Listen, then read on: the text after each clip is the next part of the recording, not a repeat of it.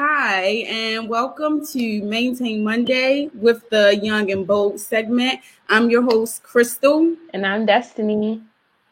And today the show is pretty much going to be based around some young people that have been bold enough to step out on faith, start their own business, and persevere during this whole pandemic season that we've been dealing with.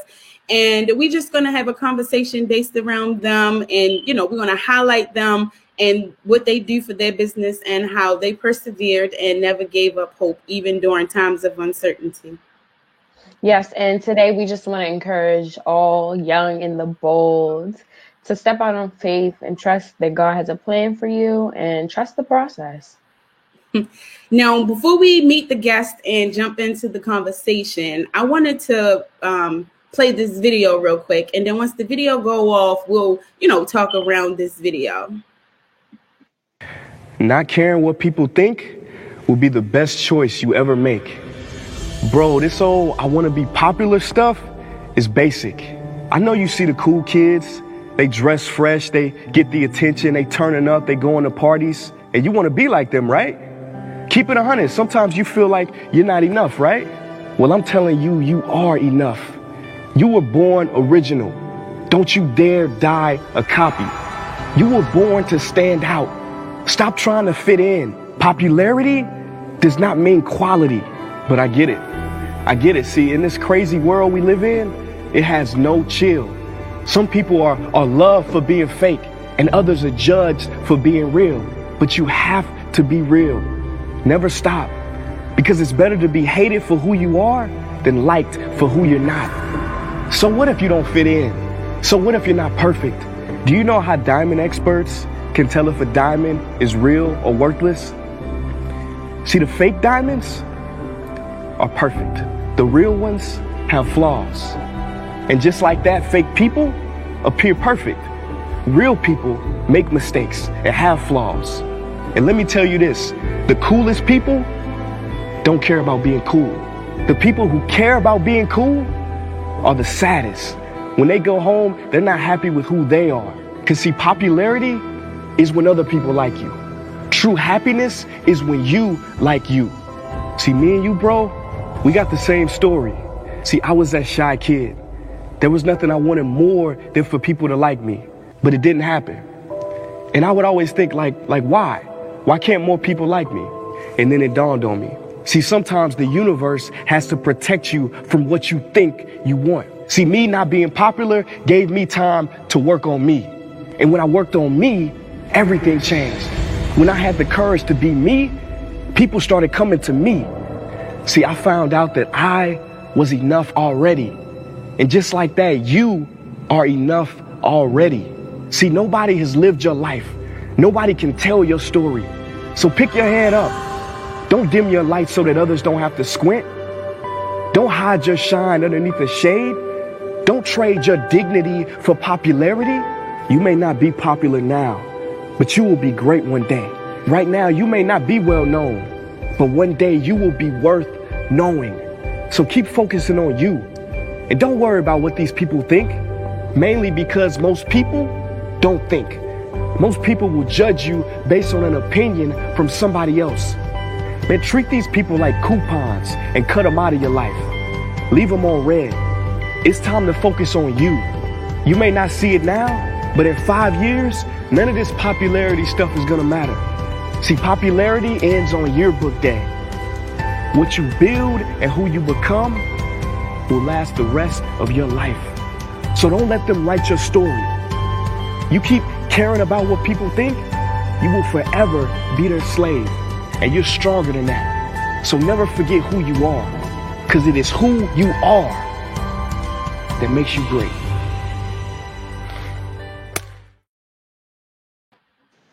Yes. So the reason I chose that particular video is because I feel like it relates to the Young and Bold and us, what we want to do as the Young and Bold segment, which is pretty much encourage young people to be themselves. Don't try to be like anybody else, even though you're not popular. And that video to me speaks to people that are, you know, they might be shy, or they in a group of people that want to be liked, when really you don't have to be liked by everybody to be, you know, who you are. So that's why I chose that video. And also the two guests that we have today, I feel like both of them may be able to relate to that video, because they work with kids on a daily basis. So they'll be able to, you know, that video they can speak on that when they join the show. But and then also, one thing that I noticed about this video is that it said, don't trade your dignity for popularity, and don't let them write your own story. Our guests, if they listen to their peers or maybe the family or the friends that could have gotten in their ear, they probably wouldn't have made it to where they are today.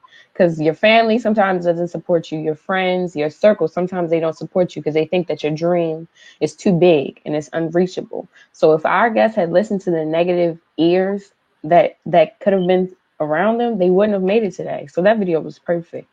Yeah, and then there was another quote that he said, and it was towards the end. He said, what you build and who you become will last the rest of your life. So when you building up to, you know, be the person that you are, that's who you're going to be for the rest of your life. Like, nobody can change who you are. So it's just that, yeah, that video really like is encouraging. So, all right, right now we're going to go ahead and meet our guest. All right. So our first guest is Keisha Johnson. Okay, so Miss Lakeisha Johnson is a Baltimore native who has enjoyed dancing since the early age of 2 years old. In 2010, she graduated from Baltimore Talent Development High School and was ranked top of her class academically. She doesn't just dance, she's smart too, beauty and brains. She served on many ministries at her church, Bethel AME, and has served on leadership board of the dance ministry. Ms. Lakeisha Johnson advocated for services and programs for children and youth, made recommendation programs, policies, and necessary legislation to promote the health and well-being of children, youth, and their families. She even worked with both private and public sectors to bring forth the concerns of youth and children, as well as evaluate and develop programming that will enhance their development. She is the founder and artistic dance company, Fearless Dance Empire, where she holistically teaches youth in Maryland the art and discipline of dance while providing a safe, structured, and fearless environment to allow them to express themselves freely and artistically. This community-based program is where her heart lies. She teaches over 150 students a year from the ages of 2 years old to adults. She uses her talents in dance to serve others at local churches, social gatherings, community centers, as well as nursing homes. She truly enjoys working and providing services for others. Okay, and let's meet Keisha. Hi. Oh, hello. Welcome to the show. Thank you for having me. We're happy to have you. And then we're going to, let me introduce our next guest, Dr. Austin Hill.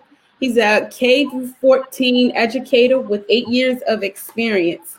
He has served in several positions, including the Academy of Finance Coordinator at Edgewood High School, the K-12 to College Navigator at HCC, and HCC how do you say that word? I'm sorry. Wait a minute. Sorry, I'm gonna just start over. He now serves as the Director of Strategic Partnership at Howard Community College, which is a newly created position.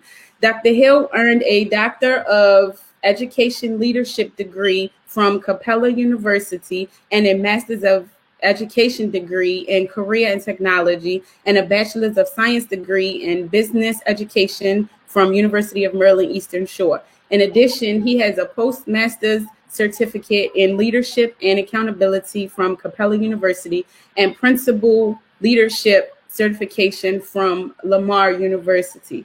And Dr. Hill also is a photographer with YNR Photography Studios. So let's welcome Dr. Hill.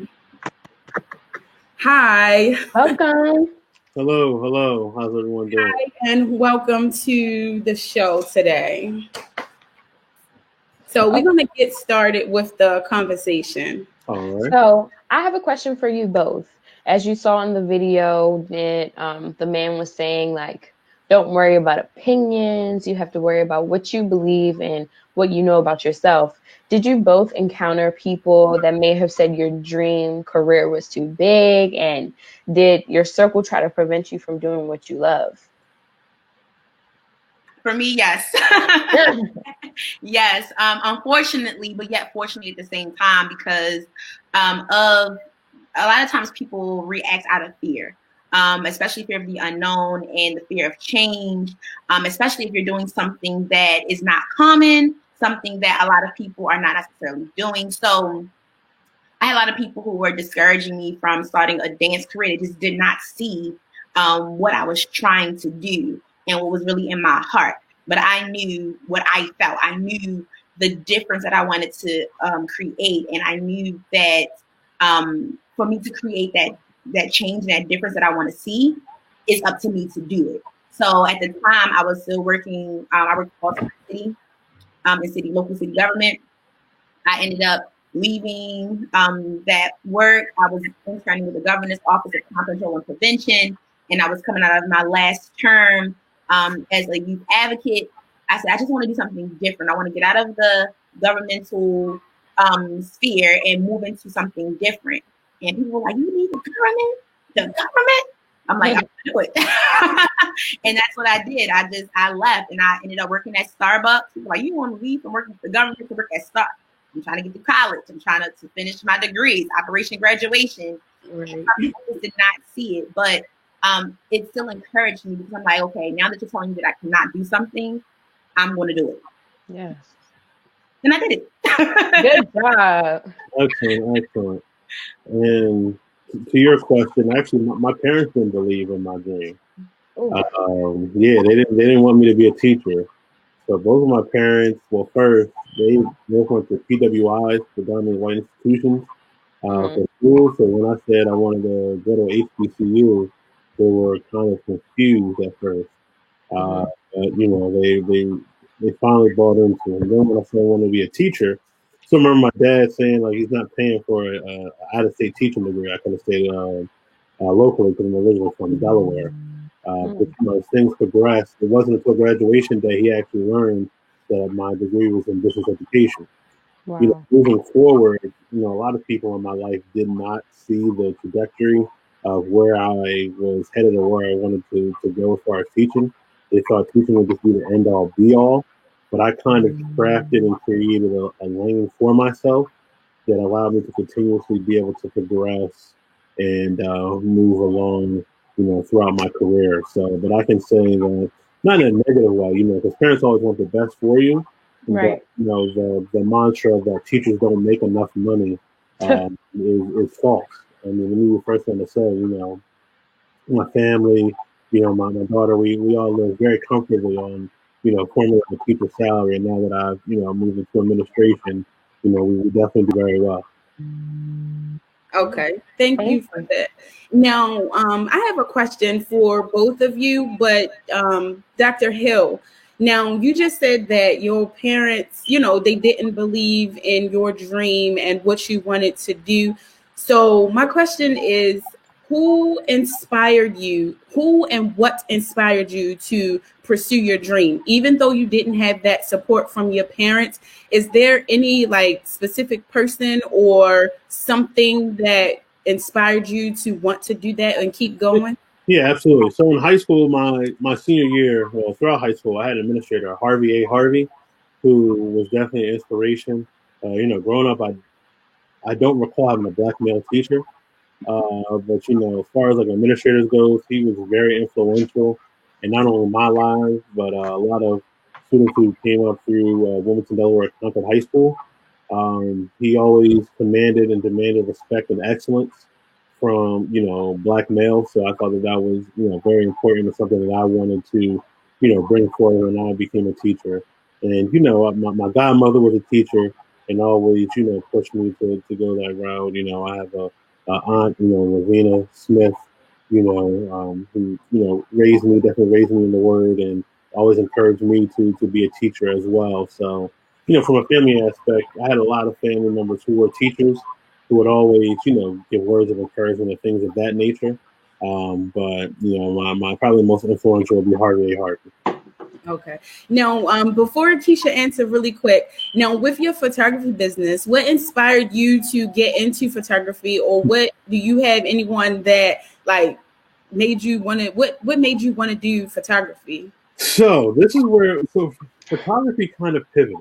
So, as you know, my wife, Brittany, her dream was always to, get into hair and things of that nature. So me trying to be as supportive as possible, I knew that branding and images, would be important. So in the back of my mind, I always started like dibble and dabble and things of that nature. I started getting connected with a lot of realtors, doing like real estate listings, and good friend Kim McBride, doing her like branding photography, and then other realtors started noticing. So then between that, and then I have a cousin, Kelly Finch, who has been a mentor to me throughout the process, gives me words of insight, allow me to shadow, participate in a lot of her shoots. And that's where I kind of fell in love. And then I realized like, oh, this isn't just, something to play. I can definitely invest the time, perfect my craft, and truly begin to make a difference. But I mean, there's a wealth of photographers, my good friend, Ralph Rogers, R.J. Polk, Milton Lawrence, Juan Gordon, who inspired me and allowed me to, shadow under them, learn from them, and see that, in anything that you do, if you put forth the energy and effort, excellence can happen. But I'm not a photographer by trade. This is something that I continue to work on and perfect because I knew that those around me needed that level of excellence. So it caused me to raise my level as well. Okay, that's good. And you, Keisha? So I guess for the first question, I had one of my best friends, we're still great friends today, from high school. When I told her that I wanted to start a dance company, I mean, of course they were just laughing and like, what? Because I was always into politics, I was always into government, and they just didn't understand how politics and dance, could meet. So anyhow, she still encouraged me, was like, you can do it. And then once I came up with the name, like Fearless, she told me about the poem by Marianne Williamson. And we probably all heard this poem being recited from Akeelah and the Bee, or Coach Carter. At the most of the time throughout the movie, they just recite a portion of the our deepest fears that were inadequate, our deepest fears that were powerful beyond measure. And just that one part alone, that one sentence alone, it struck me and it motivated me to do more, because then I realized that, I can do anything I still put my mind to. We always hear it from our parents. We always, and a lot of times if they're not in support of our dreams, we still have to find that our own inspiration to keep going. And I just had this burning desire that knew that I wanted to do something more. So I'm glad that she was able to show me that poem, because that kind of gave me another opportunity to kind of kickstart this dream and this venture and just continue to go on with it. So that's the inspiration part. Now, you said, wow, I started the dance studio. Yes. Like I said, I left from working in local government and state government and interning there. So I just knew a lot of the issues that I was always seeing. I was always dealing with youth and young adults and their families. And I just wanted to really affect change. I really didn't see a lot of the tactics that we were utilizing, really creating the change and really creating the opportunities that I think a lot of young people, need or need support in. So when I was like, I love dance. And I'm like, a lot of people love dance. Dance is just innately a part of our culture and a part of our being, So like, why can't I use dance as therapy? Why can't I just use dance as a way for people to express themselves? And I ended up working at an after school program doing financial literacy. Long story, I don't know. I don't know, but I started doing financial literacy, and the program unfortunately lost funding the following year, and they were not able to return to the school. But before the end of that program, at the end of the year, the principal asked for a culminating event to showcase all the work that the kids been putting into for this after school program. So of course I taught a dance.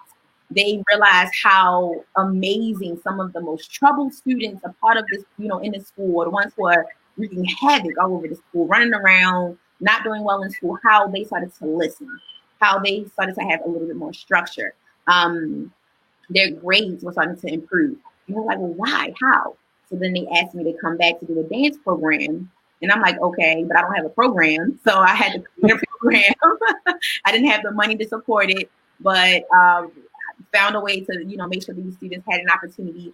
And then the principal just kept allowing me to come back year after year after year.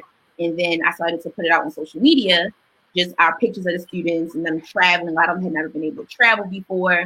So once a lot of people started seeing that, they wanted to also then enroll their children. They were like, well, can my children come?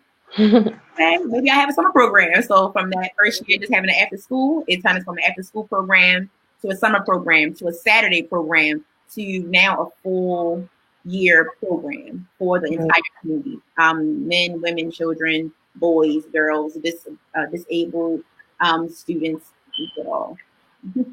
Well, that is beautiful.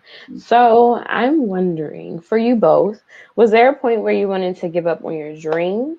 And if so, who or what kept you motivated?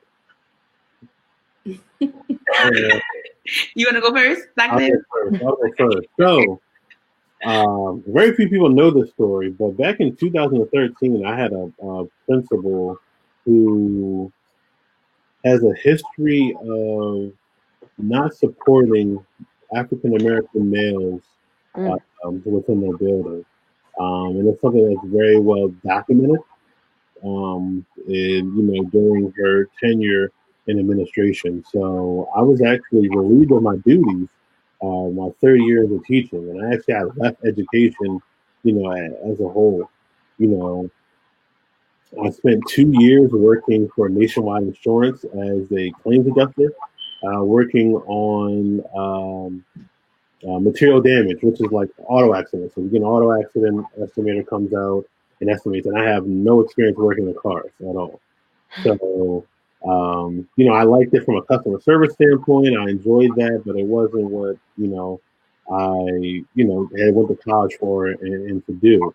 And I still remember a mentor and the overseer, at my church, told me to send her my resume and don't ask any questions. I sent her my resume, and I get a call from the school saying, hey, we wanted you to come in and interview.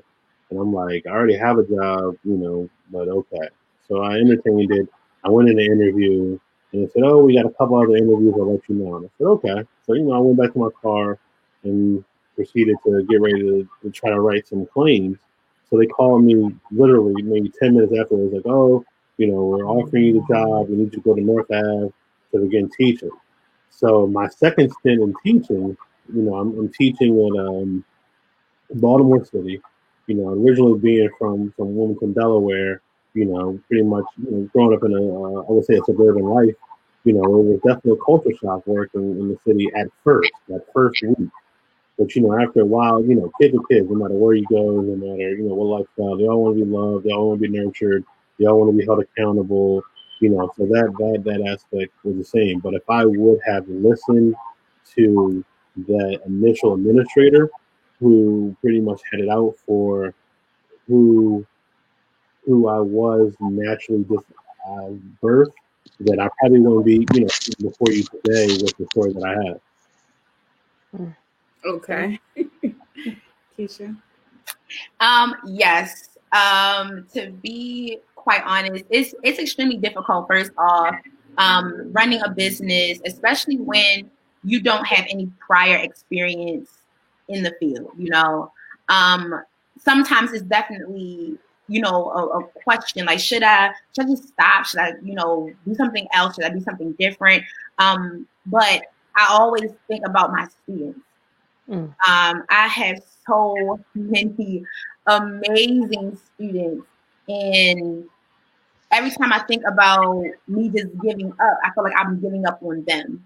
And I think about their faces. I think about how excited they are when they're coming down to our studios. I think about how excited I am when I'm online doing my Zoom classes with my students, academic, in the academic school setting.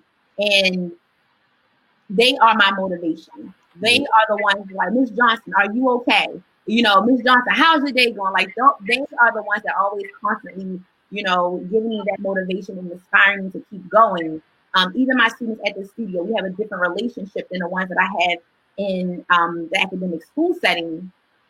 We are able, we pre-COVID, we would get hugs and we're like, okay, it's okay, we keep going. And some of my older students, when I was in college, and they saw me just always rushing, always running back and forth, like, kind of frantic, but they were still there. They were like, okay, Miss Keisha, it's okay. We know you have had a long day, keep going. When I graduated, they were just as excited as I was, as if they were walking across that stage.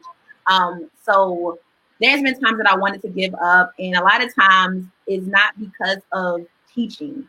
A lot of times it's because, sometimes about being a teacher and working with a lot of young students, a lot of times the parents are not, they sometimes let her read, and I'm like, all right, I quit. You teach. But and it's real, like that's the truth. Sometimes it's the parents, that really, they helicopters, so it's just, and I understand, you're really entrusting your child with someone else. So I get it, but a lot of times it can be quite disheartening to hear some of the things that the parents have to say. Yeah. So how do you deal with difficult clientele for the both of you? Like, what are your tactics? Well, I'm ready. I'm gonna tell you. Like, Lord, please, please, Lord. But no, seriously, like I have to keep a spiritual covering because we're still human. We're still human. And we're bones and flesh just like them. We bleed the same way. And so sometimes I have to then take a step away because I want to always remain professional at all times. I don't want any of my parents, because I like to say that we're a family at Fearless Dance Empire. I understand that sometimes family get under your skin, but I try to make sure that in that instance that I take a step away and say, okay, well, I hear your concerns. Can you give me an opportunity to get back to you?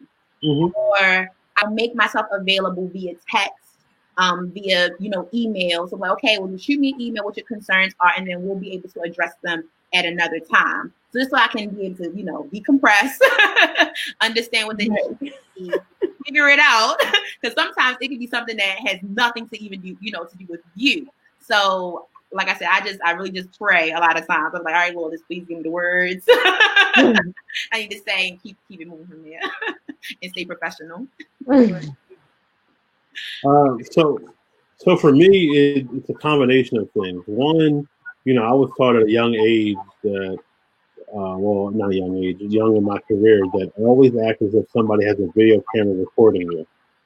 So being in a classroom, this generation, they always are recording. So you always have to think about if whatever you say can be played back. So I'm very slow to the draw, especially if I'm upset. And then just years of sales experience, when people are usually upset or hostile or things of that nature, there's a why. And usually there's like an insecurity or a fear or something it may be. So by trying to identify and address whatever that insecurity or fear may be, can help de-escalate the issue. Sometimes like if they say one thing, they really don't mean that one thing. They really mean something else. So if you're trying to find out what that other thing is, then you will be able to de-escalate the issue, and you'll find yourself with a lot happier customers as well. And I see that all the time with photography. A lot of times when people are trying to do portraits and different photos, they don't know what it is that they want. You find out what's the purpose, what are you trying to do, and you make the suggestions to them and help ease their mind. Sometimes play music that helps to ease them, but they just want to try to put the most beautiful image possible out there, and it's our job to try to make it happen. Okay, yeah, this is a really great conversation. Now, a lot of people don't know this about me, but I used to be a teacher. I graduated from college. I started as a substitute teacher in the city, and I was just like, my first day, literally, I was just like, yeah, I don't think this is my cup of tea. But then I did it for probably like 2 years. I ended up being an accelerated math teacher in the county. And I had this a math class, and it was for kids that were below grade level. And I was like teaching them so they can, get on grade level or above. And that is when I realized, like, yeah, this is not my profession. Like, I need to leave this to somebody else. So I just stepped away from that, because I feel like as a teacher or working with kids on a daily basis, you have to have the patience and the drive to really deal with that, no matter what the circumstances are. And like Keisha said, the parents, that's like the parents are sometimes can really like get under your skin, and it kind of like I had to step away because I didn't want to step out of my character. So I was just like, yeah, let me just focus on something else. That wasn't my cup of tea. But this is a great conversation. Let me ask you this. Maybe what if it wasn't the profession? Maybe it was a subject in which you were teaching. So I would say this. A lot of times, especially when you're trying to get into education, and because there's so many critical shortage areas, you're often teaching outside of what your passion or love may be. Like for myself, when I went in the city, like I said, I went and interviewed. My background is business and computers. I was teaching math and science. I have no business teaching math and science to any child. So I know, like, if I had to make a career out of teaching math and science, I would be just like you, like, no, this ain't it. Right, I get it. I would definitely encourage you and anybody else, if you have a passion, whether it be the arts, communication, production, I mean, there are career pathways in teaching that revolve around that allows you to pour into what it is that you're passionate about and still on a day-to-day basis. But the one thing that teachers possess, especially if you really are passionate about it, that others don't, is a care for somebody's child. Yeah, that's true. And I didn't even think about that because I liked working with kids, and that was my initial reasoning for becoming a teacher and getting into because I like working with kids. But then I thought about it. But now that I'm thinking, and you said that, if I was put in a position to teach like communications or video something, then I would be, I would rock it. But yeah, right. I just thought about that. Right, absolutely. Now, you all have said the same thing about like parents can become the issue and can almost take you out of your character. And this is why I'm not a teacher, but I honestly do feel, as if teachers are underpaid. Just because I feel like if you look at athletes get so much money for running up and down. I mean, granted, it's not just playing the sport. I understand that. But there would be no athletes without that teacher to give you that passing grade so that you can get drafted. I feel like people do not, just me personally, what teachers go through, especially in a pandemic, like how you have to teach kids through Zoom, deal with that background noise, the parents that don't care, the kids struggling, and you have to go above and beyond. Before COVID and now during COVID, I really do not understand. Like, to me personally, I really do feel like y'all are underpaid and underappreciated as well. Yeah, thank you. Thank you for that. But a part of that conversation is, I think a lot of people don't understand what it is that teachers do on a regular basis that leads to the So, like Lakeisha, for example, a lot of people, if they're looking at what it is, to put on a dance studio, they're probably just going to see like, oh, you're just putting forth some dance moves and that's it, but not understanding the time, the preparation, yes, the evaluation process, the foresight that it's going to take, because before a child steps into the classroom what their limitations are and how you're going to have to craft something to fit their limitations. Exactly. So, the same thing happens like within photography.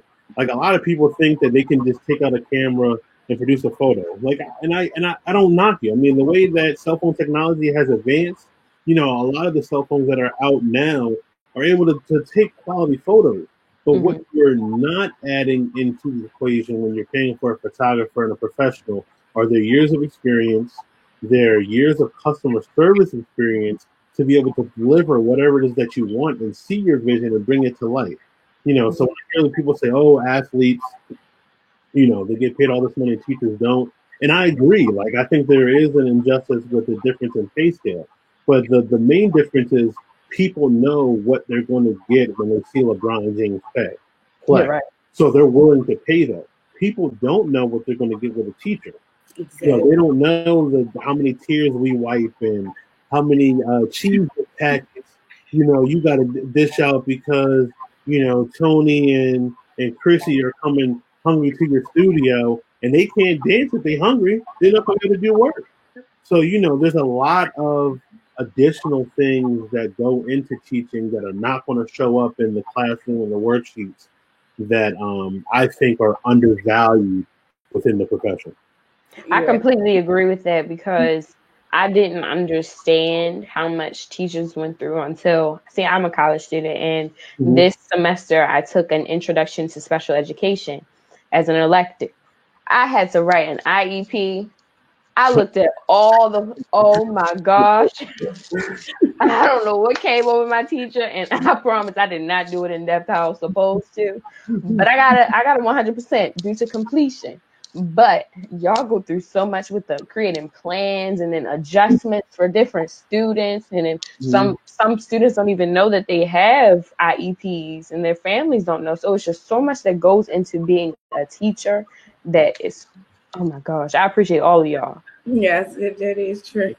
Thank you. Okay, so another question really quick. So as excuse me, as someone who started a business and working in business, everyone has goals. So how long did it take you to reach your first goal, and what stops you from giving up and just saying, forget it, I'm over it, I don't even want to do it anymore?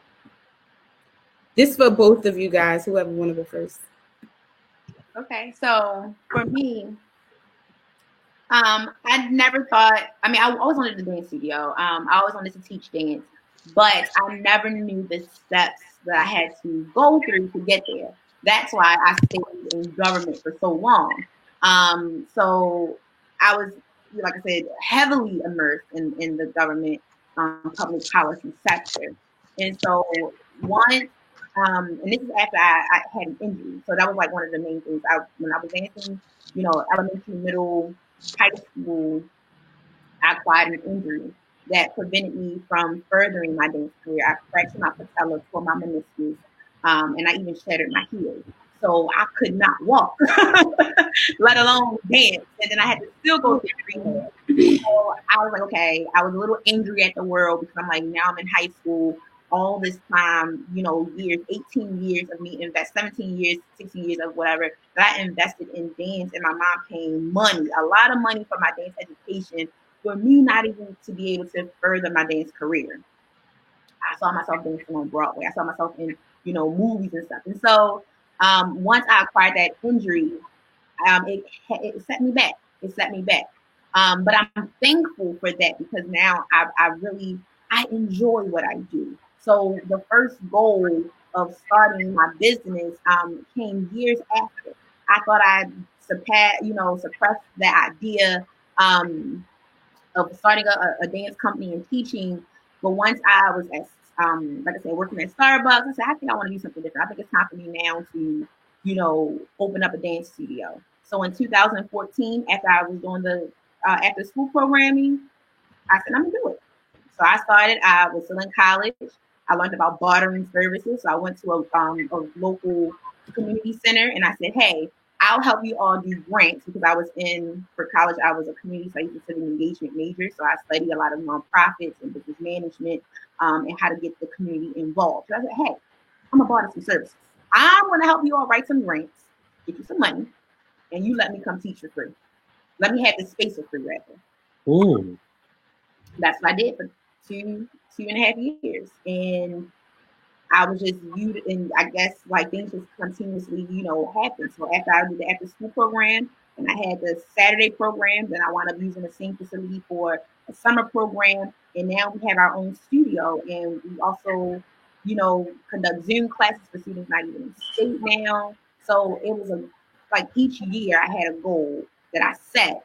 That I didn't set it. People asked, and so from then it just kept rolling. It was like a catalyst of me just stepping out there on faith. So that one faith walk and that one faith step in a goal that I said I wanted, then showed me, what was on the other side of that goal. Right. And how about you, Dr. Austin? So mine's a little bit different. My goal, honestly, is to learn these tax laws. Because here's the thing, and one of the things that I think, 2020 has taught many of us is that the more money you make does not mean the more money that you keep, especially like if you're getting into business. If you really want to be able to retain income and be able to benefit, you have to learn a lot of these tax laws. So my goal was to learn how much I can try to, write off, deduct as much as possible so that I can truly turn and utilize my business and business model for good. So that's been my focus and goal, because if you have $10,000 in sales, $20,000 in sales, but nothing to deduct, the government's going to take majority of it anyway. So how much can I look to, donate my time to nonprofits and make sure they have some quality images, and then in turn, I get to write off a lot of that, to help my bottom line. So it's a win-win situation. So that truly has been, my goal. And I would encourage anybody who is looking to start out in business or on the fence about getting into business, learn the benefits of some of the tax breaks that you would benefit from if you were to start your own business. Okay, great. Thank you. That's great. Great advice, Dr. Hill and Keisha. So we're going to switch the topic a little bit as far as leadership. We're going to talk about the leadership part in owning your business, and then by you two working with the youth on a daily basis. Mm-hmm. Hold up. Destiny, what was the question you had? Well, I just wanted to know, as far as being a leader, and I know leaders have to, in order to lead properly, you have to present a picture for your clientele and for your students to see. So how do you instill leadership, or what qualities do you instill in your students and clientele? You want to go first, or you? Yeah, you can go. So in order to be a good leader, one, you have to, like you said, you have to paint a picture for others to be able to follow. But the second thing you have to do is put others in a position to also be leaders as well. Mm-hmm. So, I'm constantly, whether it be in the classroom, I'm finding ways and situations to raise our youth to to become leaders and be leadership, have leadership roles. Because when you give them a sense of ownership and an ability to be able to lead in certain situations, not only will that help you perfect your leadership qualities and abilities, because you'll see how well you are at explaining different items or material. How are you good with delegating responsibility? How are you, how good are you with supporting somebody else's vision and be able to support something even if you may not agree with it? So, that's where my focus is, how to put others in position to be successful and lead as well is how I then grow and develop as a leader. Yes, absolutely. I agree with Dr. Hill. And here at Fearless Empire, by being a dance studio, I try to afford opportunities for our students who are learning to teach. A lot of times I say, okay, You all will figure it out. And it helps to push them into leadership. It forces them to take the next step and say, okay, well, listen, I know I practice. I don't know if you all practice, but I remember the choreography, and it goes like this, because they know that there's some type of accountability that will be implemented if, the accountability needs to be there before the consequences are implemented. And a lot of times at the studio, I have a lot of accountability. So like if you're late, it's push-ups. If you're out of uniform, it's push-ups. If you did not practice, push-ups. And I know some things are outside of the children's control, but it fosters that type of accountability. And once you instill that accountability within a child, the leadership comes as well. It may come a little bit slower sometimes in different students, depending on the type of children you're working with. But a lot of times the leadership is already there. They just have to really, it has to be birthed out of them, So I try to give them as many opportunities to lead, whether it be leading their class or leading a discussion or, leading a project, whatever it may be. I try to really give them that opportunity. And then I have a lot of older students who I give the opportunity to teach. So I'm like, okay, hey, instead of me outsourcing at my dance studio and hiring a professional dancer who's been dancing for 32,000 years somewhere else, I teach my students my curriculum. I have my own curriculum. I have my own philosophy, and I give them the tools that they need to teach the style that we teach at Fearless Dance Empire. And so many students look up to them. A lot of students look up to me, but they look up to them because they're closer in age. And they're like, hey, I want to be able to teach one day, just like, Miss So-and-so. And so it kind of forces them, to really open up and really start to lead because they already have been shown the example. Mm-hmm. Those push-ups would have been enough for me. I would have been accountable. You're right. All right, I'm not going to put here on time. Okay, so we all know that running a business and being in leadership, typically you can't do it on your own. You have to have a great team behind you.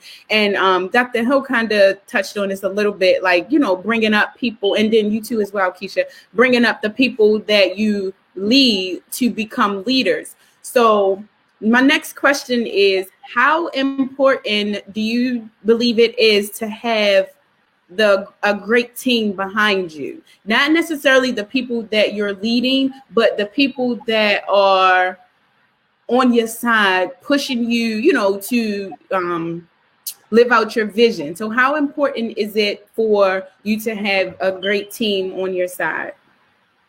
That's for both of you. Anyone can go first. Well, I think it's extremely important.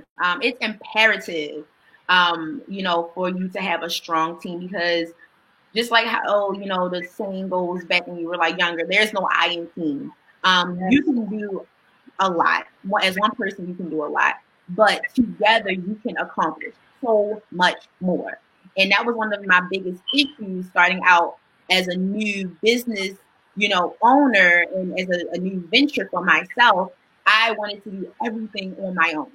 And I had to be able to do on my own. I didn't have a team of people to support me. I was a sole proprietor. So I had to make sure that everything that was being done legally, that was being done in the most effective and efficient way. But once the company started to grow larger, because I never wanted this to be a small company. I wanted it to be a huge institute, an empire, Fearless Dance Empire. I wanted that. And I realized that I cannot do it all by myself. I can do a lot of great things, but for it to go further than my expectation, I have to be able to trust other people to carry along with me. And so I have another parent by the name of Ms. Nicole Elmore. She has been with me, from the beginning, when her child was sneaking my dance classes in that school program, but it's another story. She has been with me all that time, and a lot of times we go to different events, and by me still being young, I'm not 30 yet, and they see her. She represents our mission. She represents our vision. She carries it as if it's her own. So when we're going out into the community, people expect that he's the director of Fearless Dance Empire, not me, but it shows the fact that she really believes in what it is that we're doing here. I have an amazing team of people. There's about 10 of us. And, every day, some people are seen, some people are behind the scenes. And I appreciate every single last one of them, because now I'm able to do so much more. I'm back in school. I just purchased a home. I have so many things that I'm doing, and now I'm able to delegate tasks. And, I'm comfortable knowing that those tasks will be done in a way in which I would like for them to be done, with the expertise and with the fine-tooth comb. Everything will be done perfectly, especially with their own little swag on it too. So That's good. And how about you, Dr. Hill? Do you have like a specific number of people on your team, or like how do you lead your team? So I'm always with my day one. So my day one is my best friend, Bashar McCarthy. So he's the other half of YRN Designs. And it started off with a vision. And whenever you're building a team, you need somebody who's going to tell you no. And he is that person for me. Like he's the one where if he doesn't see it, he'll be like, all right, like explain it to me so I can get the breakdown, so I understand the breakdown. He'll be the one that said, no, I don't think we should do it like that. I think we should do it like this because of X, Y, and Z. But you need somebody who's going to tell you no and not a lot of yeses. If you have somebody who's on your team who's only telling you yes, not wanting to challenge you, not wanting to tell you no, I want to say this is not a good reason or idea because of X, Y, and Z, and you're not going to reach your full potential. Not be the first one to and photography this past year has taught me that. You really got to spend your time perfecting your craft, trying a lot of different things, putting yourself out there to really be able to grow and develop. So that's just so critical. To have people on your team to be able to tell you no. And the same token, find somebody else for you to be able to mentor.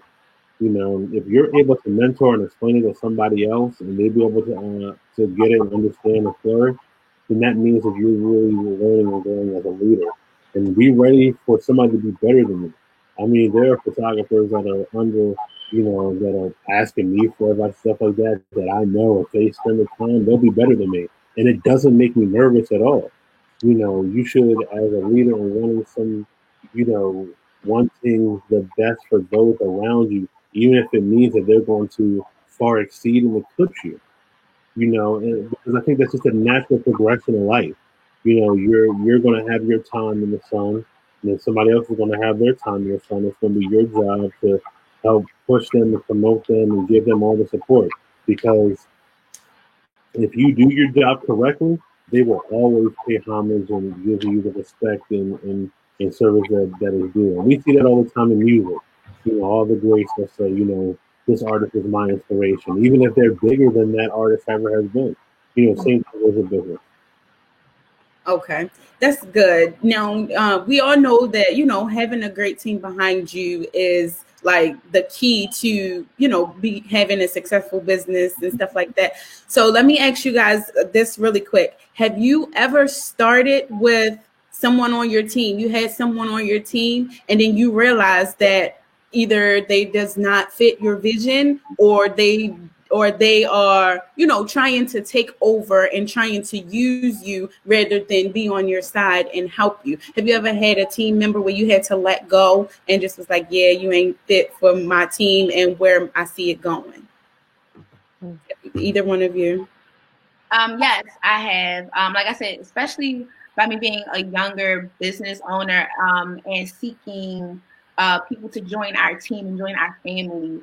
A lot of times, like I try to go for like some older people who have the wisdom, and so I remember a few times I've had some people to, wanting to assist, so I was just like, okay, please just let me help you. I'm like, okay, all right, cool. So finally I give in, but then it's like once I see that you're not fitting and meeting the vision of the dance company, you have your own agenda, you have your own way of doing things, which is fine. You know, I definitely love people with their creativity and wanting to add something different. But when you're trying to change up the whole business model, you know, then you're not a great fit for what Fearless Dance Empire is trying to do. We're not trying to operate as a 90s or 80s or 70s dance business.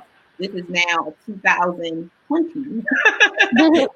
Every so often, you have to always constantly revamp and be able to make adjustments for that. And so there has been a few times where we had people on our team that just, you know, it wasn't a great fit, you know, and that was some of the hardest decisions that I had to, you know, make, because I don't like hurting people's feelings. But I'm like, business, especially with your own personal business, and when you have already invested so much, sometimes you just can't have friends, you know, with that. You have to understand, you know, that this is business. And with business, it's business. Now, outside of it, we still can be friends. Like, I still see these people on the, you know, I'm like, hey, it was a little awkward at first. but once you know, give my hug, like, hey, everything is going to be good. Like, we're still cool, but it's okay. You know, and that's how, you know, I try to, you know, keep going and still stay encouraged and still encourage them. And, you know, so give them resources. Like, okay, well, maybe you should try this other dance company. Or maybe you should try this or try that. You know, so still keep it open, but just let them know that, you know, we're still friends and acquaintances. But, you know, with business, it just wasn't a great fit. Right. That's good. And how about you, Dr. Hill? So I haven't had to pivot, you know, being so small. I haven't had to pivot and like change, you know, just being a short of myself, you know, rocking out. And we just understand each other. You know, while we can have disagreements and stuff like that, there's a balance and everybody has a lane. You know, that's the biggest thing. So, like, I know from like a business logistics standpoint, you know, understanding like taxes, understanding a lot of, you know, the different aspects in business, like that's the Char's lane. That's where he chooses to focus on. You know, myself, I look at the marketing, I look at the business clientele hunting, the business day-to-day operations, and things of that nature, and that's my lane. I don't try to cross over to his lane, he doesn't try to cross over to my lane, and then we both excel and lead, you know, where we need to lead. Thank you. Okay, thank you for that. So my next question for you both is, what advice do you have for our viewers? What do you want them to take away from this conversation? My piece of advice would be to start somewhere.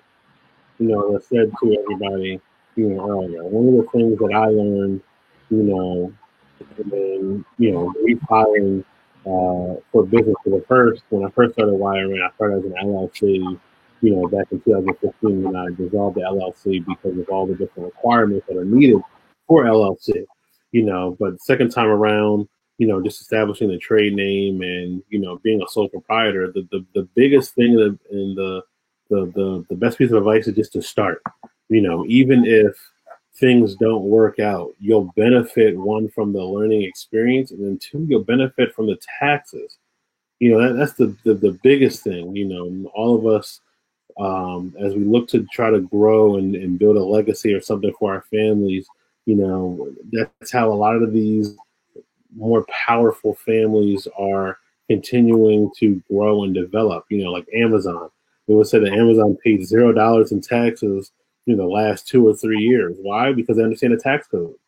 You know, it's not that they're not making the money, but they understand the tax code. And if you really want to move your family forward and things of that nature, pay attention to the tax code. Thank you. You're on mute. Sorry, I was just saying, go ahead and help. And how about your advice for anyone that's listening? Yes, go after your dreams. No matter what it is, you're never too young or too old to start anywhere. Just go for it. And it's okay to also change. If you would like to make some changes and make some adjustments along your way on your journey, that is fine. Make those adjustments. Sometimes it makes you do a hard pivot, and that's fine. Take that hard pivot and keep going, and just like understanding of a lot of decisions that you're making as well. So definitely think about investing, not only just in just businesses, but there's so many other things out there that you can invest in stocks. You know, start young, start now, learning about stocks and, you know, different things that you're already interested in will then be able to turn into something different, like the Apple company or something. Like invest in a stock. I would agree with the mantra that we say every day at Renaissance Empire. It's a long poem. I'm going to do like a little excerpt. It says, "Our deepest fear is not that we're inadequate. Our deepest fear is that we're powerful beyond measure. We ask ourselves, who am I to be?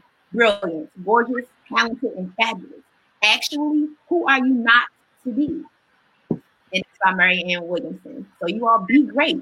Be your best. Be talented. Be bold. Be young. Do what you have to do. Be all that and a bunch of chips. You know, the world is an oyster. Crack it open and run with it. Thank you. Thank you guys for that advice. Now we do have to close the show. Our time has come to an end, but I do want to thank you guys for joining us today. And before we leave, is there any like social media that you want to put out there for people to follow you, or you know, to gain clients, or Keisha gain some new students? You can share your social media. Yeah, so mine is on Facebook, Fearless Dance Empire. On Instagram, the F at the letter F, the letter D, and then EMPIRE. So FD Empire. Our studio is located at 2026 Greenmount Avenue, right between 21st and 20th, right above North Avenue. And you have our phone number, so 443-653-3968. 443-653-3968. Thank you. And how about you, Dr. Hill? So for myself, you can follow me on Instagram or Facebook on YRN Photo, YRN Photo, YRN Photography. Always looking to work with new clientele and family. We actually have some Black Friday and holiday specials going on in the coming weeks. Be sure to follow us on Instagram. Click the link in the bio and schedule a family session. You won't be disappointed. Okay, great. Thank you guys.